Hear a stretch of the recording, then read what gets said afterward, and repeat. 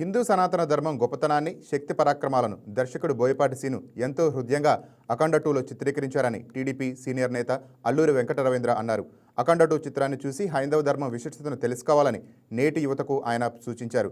ఏలూరు జిల్లా నూజివీడు పట్టణంలోని సత్యనారాయణ థియేటర్లో అఖండ 2 చిత్రాన్ని టీడీపీ నేత వీక్షించారు. విడుదల ఆలస్యమైనప్పటికీ నందమూరి అభిమానుల మాత్రం ఎక్కడా జోష్ తగ్గలేదన్నారు. సత్యం కోసం పోరాటం, ధైర్యంగా జీవితాన్ని గడపటం, అన్యాయం ముందు తలవంచకండని బాలయ్య తన చిత్రం ద్వారా సందేశం ఇచ్చారని చెప్పారు.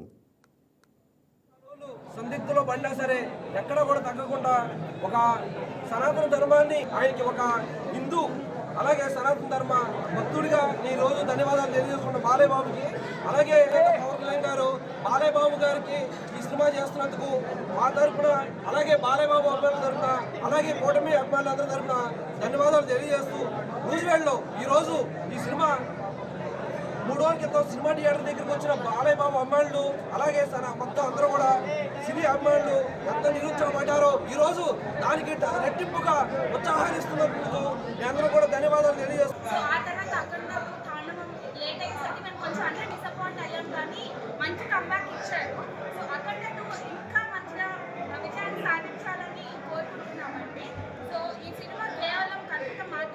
మన భారతదేశం సంస్కృతానికి సంబంధించిన సినిమా కూడా.